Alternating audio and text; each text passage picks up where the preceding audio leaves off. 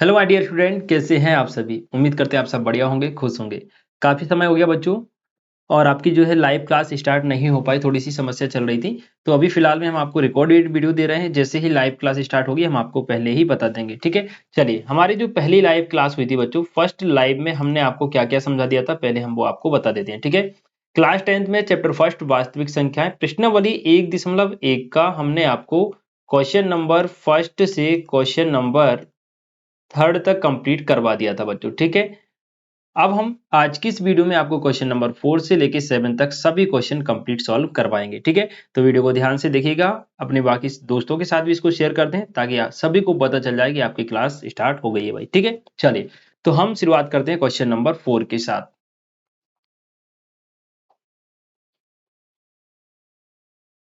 चलिए लाडलो, यहाँ पे आप देख पा रहे होंगे क्वेश्चन नंबर 4। थोड़ा सा अपन पेन का जो है साइज थोड़ा सा यहाँ पे डार्क कर लेते हैं ताकि आपको दिखने में कोई भी समस्या ना हो।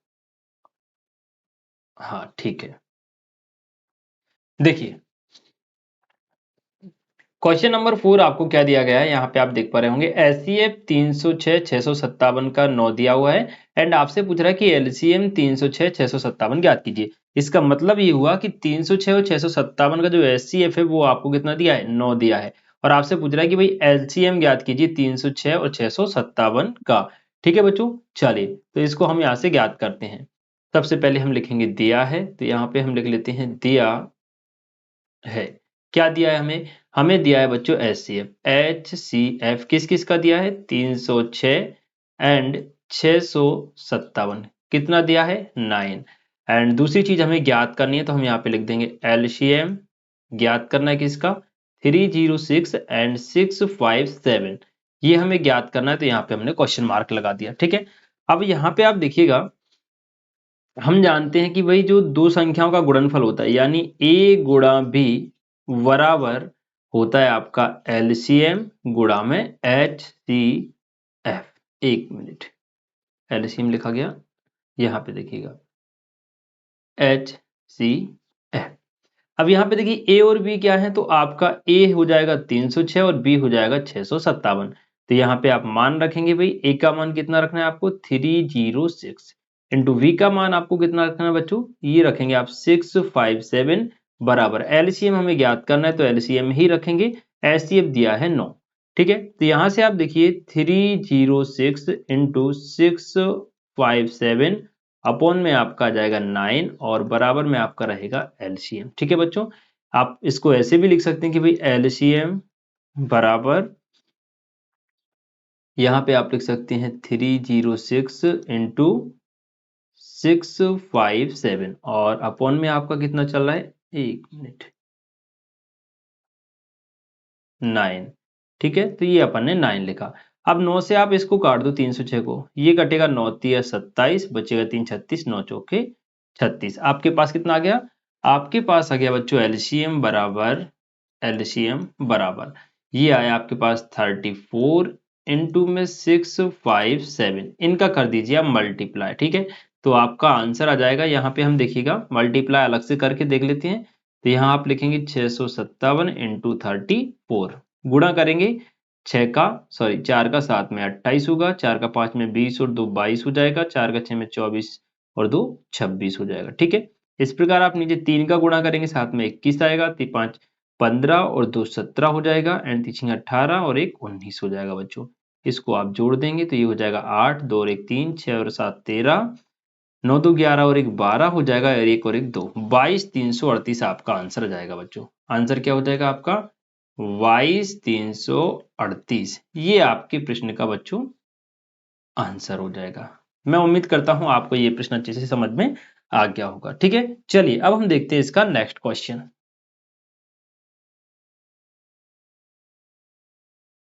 देखिए, क्वेश्चन नंबर 5 यहाँ पे आप देख पा रहे होंगे, आपसे क्या पूछ रहा है, जांच कीजिए कि क्या किसी प्राकृत संख्या n के लिए 6 की पावर n 0 पर समाप्त हो सकती है। चलिए, ये भी बहुत आसान क्वेश्चन है। सबसे पहले आपको देखना है, दिया गया है संख्या, तो हम यहाँ पे लिखेंगे बच्चों दी गई संख्या, दी गई संख्या। संख्या हमें क्या दी है, संख्या हमें जो है वो 6 की पावर n के रूप में दी गई है।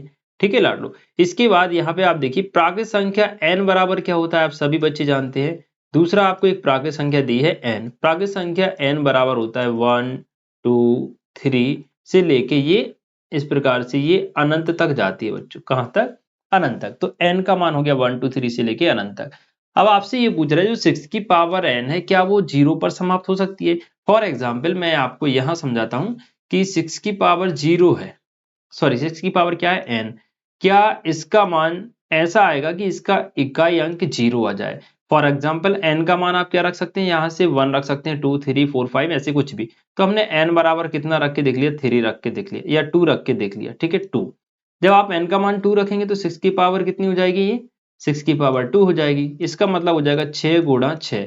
तो इसका आंसर कितना आएगा बच्चों, 36 आ जाएगा। ठीक है, ऐसे ही आप 3 रख के देख लो, n बराबर कितना रखा 3, n बराबर आपने 3 रखा तो 6 की पावर कितनी हो जाएगी 3, यानी कि ये आ जाएगा आपका 6 गुणा 6 गुणा 6। गुणा करेंगे देखो 6 और 6 और 6 का करा तो 36, 36 का 6 में करेंगे 36, 6 तिया 18, 6 तिया 18, 18 और 3 कितने हो जाएंगे बच्चों 21, 216। इसका इकाई अंक कितना आ रहा है 6, इसका भी इकाई अंक कितना है 6। ऐसी कितनी भी बड़ी पावर आप रख दीजिए, यूनिट डिजिट आपका जो है बच्चों कितना आएगा, यूनिट डिजिट आपका 6 ही आएगा। 6 पे कोई सी भी घात हो तो ये संख्या जो है कभी भी आपकी 0 पर समाप्त नहीं होगी। तो आप लिखेंगे कैसे? ठीक है, तो यहाँ पे आप लिखेंगे चूंकि चूंकि एन बराबर, यहाँ पे थोड़ा सा मैं और आपको बताऊं, 2 लाइन और आप ऐड कर देना। ठीक है, क्या क्या ऐड करेंगे देखिएगा। यहाँ पे आप लिखना 6 की पावर 1 बराबर कितना आएगा 6, फिर आप क्या लिखेंगे 6 की पावर 2 बराबर कितना आएगा 36, एंड 6 की पावर 3 बराबर आप क्या लिखेंगे 216। ठीक है, इसी प्रकार से आप लास्ट में लिख देंगे चूंकि एन बराबर 1 2 3 डॉट डॉट के लिए संख्या संख्या क्या दी गई है आपको 6 की पावर n का इकाई अंक 6 ही प्राप्त होता है। क्या प्राप्त होता है? 6 ही प्राप्त होता है। तो हम लिखेंगे अतः n बराबर 1 2 3 डॉट डॉट डॉट के लिए संख्या 6 की पावर n कभी भी 0 पर समाप्त नहीं होगी। ठीक है, ये आपका आंसर हो जाएगा बच्चों।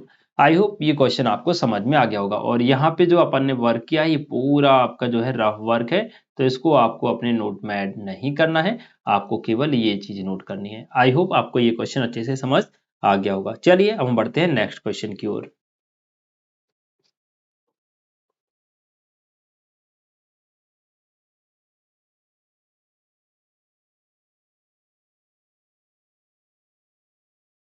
हाँ जी लाडलो, क्वेश्चन नंबर 6 आप देख पा रहे होंगे। व्याख्या कीजिए कि 7 इंटू 30 11 इंटू 13 प्लस 13 एंड 7 6 5 4 3 2 1 5 भाज्य संख्याएं हैं क्यों? ये सारी की सारी भाज्य संख्याएं हैं, ये हम जानते हैं, लेकिन क्यों है ये हमको बताना है। देखिए भाज्य का मतलब क्या होता है, सबसे पहले मैं आपको बता दूं। फॉर एग्जाम्पल मैंने दो संख्या ले ली, यहाँ पर एक संख्या ली मैंने 2 और 5 और दूसरी संख्या मैंने ले ली 2 और 6। ठीक है, तो क्या ये दोनों भाज्य हैं या फिर ये दोनों भाज्य? तो यहाँ पे देखिए 2 में अगर हम 2 का भाग देंगे तो एक बार जाएगा, लेकिन हम 2 में 2 का भाग 5 में देंगे तो नहीं जाएगा। यहाँ पे क्या होगा, अगर 2 में आप 2 का भाग देंगे तो एक बार जाएगा, और 2 का भाग अगर आप 6 में देंगे तो ये 3 बार जाएगा। यानी कि 2 और 6 ऐसी संख्याएं हैं जो दोनों ही 2 से विभाज्य हो रही हैं, यानी कि ये क्या है, भाज्य संख्या है। ठीक है, इसी प्रकार यहाँ पे आप देखिएगा ये जो संख्या आपको दिख रही है बच्चों, ये अभाज्य संख्या है, क्योंकि 2 में 2 का भाग नहीं जाएगा और 5 में 2 का भाग नहीं, 2 में 2 का भाग चला जाएगा लेकिन 5 में 2 का भाग नहीं जाएगा। यानी भाज्य संख्याएं वे होती हैं जो किसी संख्या से विभाजित हो जाती हैं, अभाज्य संख्याएं वे होती हैं जो किसी संख्या से विभाजित नहीं होती। ठीक है, दो संख्याओं में भी ये रूल लागू होता है और एक संख्या में भी। फॉर एग्जाम्पल मैंने लिखा 6, 6 में आप 2 का भाग देंगे चला जाएगा, लेकिन मैंने लिखा 7, 7 में आप 7 का ही भाग देंगे तब जाके ये कटेगी और किसी संख्या से ये नहीं कटेगी। तो 7 आपकी अभाज्य हो गई और 6 आपकी भाज्य हो गई। ठीक है, अब यहाँ पे आप देखिएगा, इसको हम रिमूव कर देते हैं यहां से।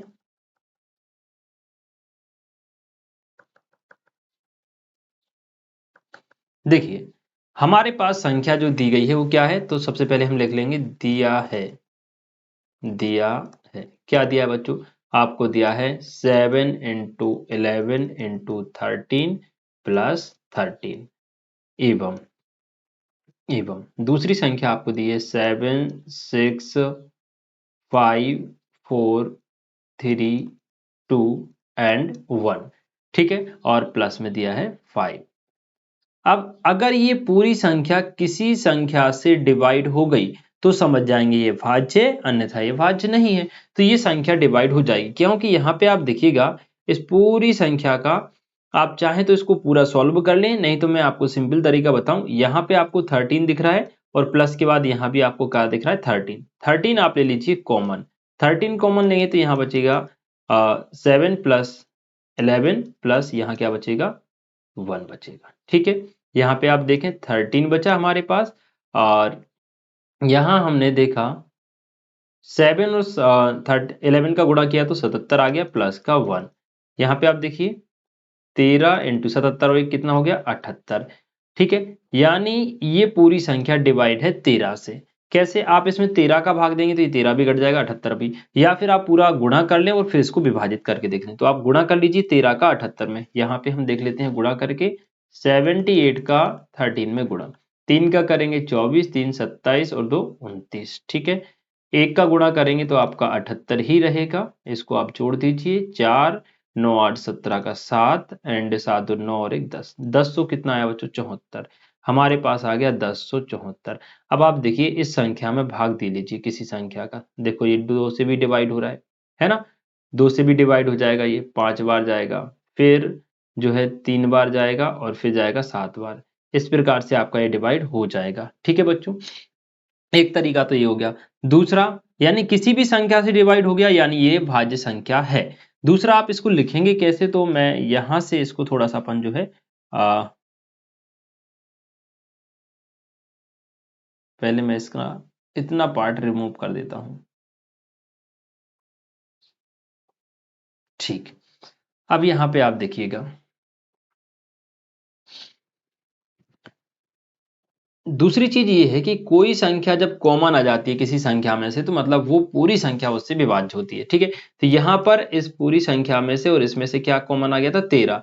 ठीक है, तो आपके पास क्या आ गया 13 और यहाँ आपने किया 77 प्लस 1, यानी कि ये आपका आ गया 13 77 और 1 78। ठीक है, तो हम लिख सकते हैं अतः यह संख्या, अतः यह संख्या, जो संख्या आपने कॉमन निकाली उससे विभाज्य होगी, अतः यह संख्या 13 से भाज्य है, 13 से भाज्य है। ठीक, ये हो गया हमारा फर्स्ट क्वेश्चन। दूसरा क्वेश्चन आपको क्या दिया है यहाँ पे देखेंगे, दूसरा आपको दिया गया बच्चों 7 6 and 5 into 4 into 3 into 2 into 1 plus 5।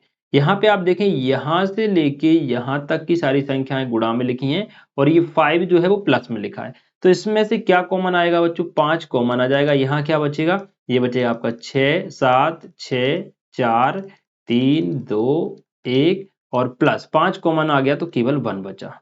ठीक है, यहाँ पे क्या बचा आपका, केवल और केवल 1 बचा। ठीक है, अब संख्या क्या कॉमन आ गई बच्चों, 5 कॉमन आ गई। इसका मतलब ये पूरी संख्या किससे डिवाइड है, 5 से। तो हम डायरेक्ट लिख सकते हैं चूंकि यह संख्या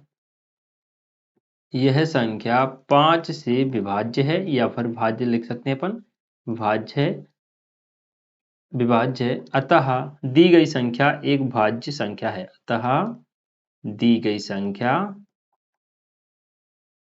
एक भाज्य संख्या है।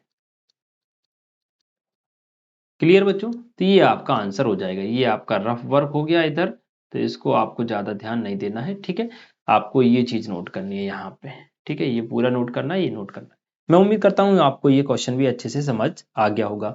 अगर आपको क्वेश्चन अच्छे से समझ आ रहे हैं बच्चों, तो आप इनको जो है अपने अन्य दोस्तों के साथ शेयर कर सकते हैं और मुझे कमेंट करके बता सकते हैं कि आपको क्लियर हुए या फिर नहीं बच्चों। ठीक है, चलिए एक लास्ट क्वेश्चन और बचा हुआ है, हम उसको फटाफट से देखते हैं, फिर आपके सारे क्वेश्चन कंप्लीट हो जाएंगे लाडलो। ठीक है, सबसे लास्ट क्वेश्चन बहुत शानदार क्वेश्चन है ये, आप देख पा रहे होंगे।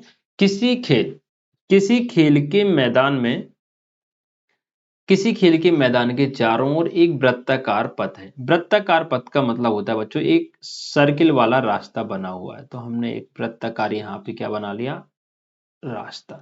थोड़ा ये सही नहीं बना, तो मैं चाहता हूँ इसको दोबारा बनाया जाए, या फिर हम यहाँ से कोई शेप ले लेते हैं बच्चों। ठीक है, चलो यहाँ से अपन एक सर्किल ले लेते हैं। ये ले लिया हमने सर्किल, और इसको हमने यहाँ करके थोड़ा सा बड़ा कर दिया। ठीक है, ये सर्किल जो है अब ठीक है, और इसको अपन लॉक कर लेते हैं ताकि ये इधर उधर ना भागे। ठीक है, ये हमने सर्किल बनाया। अब यहाँ पे क्या हो रहा है, इस वृत्ताकार मैदान का एक चक्कर लगाने में सोनिया को 18 मिनट लगते हैं, एंड जो है इसी मैदान का चक्कर लगाने में रवि को 12 मिनट लगते हैं। मान लीजिए वो दोनों एक ही स्थान और एक ही समय पर चलना प्रारंभ करते हैं, एक ही दिशा में चलते हैं, कितने समय बाद वो प्रारंभिक स्थान पर मिलेंगे। बहुत आसान क्वेश्चन है, पहले मैं आपको इसको एक्सप्लेन कर देता हूं, फिर इसको सॉल्व करके दिखाऊंगा। तो यहाँ पे मान लीजिए ये एक वृत्ताकार स्थान है और यहां से दो व्यक्ति एक साथ चलना प्रारंभ करते हैं। दो व्यक्ति कौन कौन है, एक है आपकी सोनिया, तो सोनिया के लिए मैं एस लिख लेता हूं, दूसरा है रवि, रवि के लिए आर लिख लेता हूं। अब सोनिया जब यहां से चलेगी और पूरा राउंड लगा के यहीं वापस आ जाएगी, तो उसको लगेंगे बच्चों कितने मिनट, 18 मिनट। एंड रवि जब यहां से चलेगा और यहीं वापस आ जाएगा, तो उसको लगेंगे आपके कितने, 12 मिनट। अब आपसे ये पूछा गया है कि मान लो दोनों यहां से एक साथ एक ही समय पर इस प्रकार से चलना प्रारंभ करते हैं। ठीक है, तो कितने समय बाद वो इसी स्थान पर दोबारा से मिलेंगे। अब आप यहाँ पे देखिए, यहां से जब सोनिया चलेगी तो यहां से इस प्रकार से चल के आएगी और यहां तक आने में उसको कितना समय लगेगा, 18 मिनट। ठीक है, 18 मिनट में सोनिया वापस से यहां पर आ गई, लेकिन रवि जो है वो यहां से यहां तक आएगा तो उसे 12 मिनट लगेंगे, और 6 मिनट एक्स्ट्रा बचे 18 मिनट के लिए, तो वो 6 मिनट में आधी दूरी और तय कर लेगा, यानी रवि यहां आ जाएगा। रवि का हो जाएगा 1.5 चक्कर, कितना, 1.5 चक्कर। 12 मिनट में रवि ने 1.5 चक्कर लगाया, सोनिया ने 1 चक्कर। अब ये दोबारा यहां पे कब मिलेंगे, जहां से इन्होंने दौड़ना प्रारंभ किया था। तो ये कब मिलेंगे, अब रवि, सोनिया ने दोबारा चक्कर लगाया, दोबारा सोनिया चक्कर लगाएगी, यहां पे जब दोबारा सोनिया आएगी तो उसको कितना समय लग जाएगा, 2 राउंड लगाने में, टोटल 36 मिनट। लेकिन रवि कहाँ आएगा भाई, अगले 6 मिनट में तो वो यहां आ गया, बचे उसके पास 12, तो 12 में तीसरा चक्कर लग जाएगा। यानी कि रवि के जो राउंड हैं वो 36 मिनट में कितने लग रहे हैं, 3 राउंड लग रहे हैं। यानी तीसरे चक्कर में रवि यहीं पर होगा एंड सोनिया भी यहीं पर होगी। ठीक है, रवि के 3 चक्कर हो जाएंगे और सोनिया के 2 चक्कर, यानी 36 मिनट बाद वो पुनः मिलेंगे। तो आपको क्या करना है, आपको सिंपल सा दोनों का एलसीएम निकालना है बच्चों। ठीक है, तो एलसीएम निकालना है किस किस का, 18 का और 36 का, सॉरी 12 का। तो यहाँ पे आप 18 लिखिए, फटाफट से इसका एलसीएम निकालिए। 2 नाम 18, फिर 2 से आप डिवाइड करेंगे, 2 से नहीं होगा सॉरी 3 से होगा, तो 3 से करने के लिए 3 अच्छा बना लेते हैं अपन यहाँ पे। ओके, ये रहा आपका, लो 3 से डिवाइड किया 3 बार, फिर 3 से आपने डिवाइड किया 1 बार, यानी 18 के फैक्टर कितने आ गए बच्चों, 2 इंटू 3 इंटू 3। यहाँ पे आप निकाल लीजिए 12 के, 12 के आपने फैक्टर निकाले, तो ये जाएगा आपका 6 बार, फिर आपका ये जाएगा 3 बार, और 3 से 1 बार, यानी कि जो 12 के फैक्टर हैं वो कितने आ गए, 2 इंटू 2 इंटू 3। इसको आप घातों के रूप में लिख लें, 2 की घात 2 गुणा 3, और 18 को भी आप घातों के रूप में लिखेंगे, 2 गुणा 3 की घात 2। ठीक है, अब एलसीएम निकालना है बच्चों दोनों का। एलसीएम क्या आ जाएगा देखिएगा, सबसे बड़ी बड़ी घातें लिख लो, यहाँ भी 2 और 3 है, यहाँ भी 2 और 3 है, तो बड़ी घात लिख लो भाई। 2 की बड़ी घात यहाँ पर 1 है, यहाँ पर 2 है, तो बड़ी कौन सी है, 2, तो 2 की घात 2, और 3 की बड़ी घात भी 2 है, तो 3 की घात 2। गुणा कर लीजिए सभी का एलसीएम, सॉरी यहाँ पे बराबर का चिन्ह लगाना था मैंने, ये 1 मिनट में इसको कट कर लेता हूँ यहाँ से थोड़ा सा,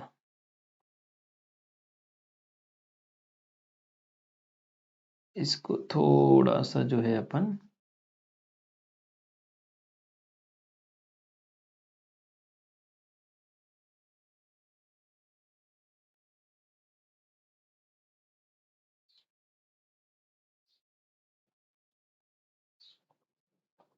देखिएगा यहाँ पे हमें क्या लिखना था, हमें लिखना था एलसीएम, तो हम लिख लेंगे एलसीएम बराबर, तो देखिए 2 की घात 2 का मतलब 4, 3 की घात 2 का मतलब 9, कितना आ गया 36। तो हम लिखेंगे डायरेक्ट लास्ट लाइन, अतः वे दोनों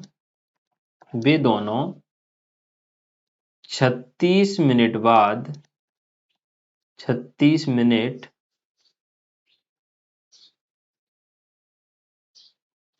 36 मिनट बाद पुनः उसी स्थान पर मिलेंगे, उसी स्थान पर मिलेंगे, स्थान पर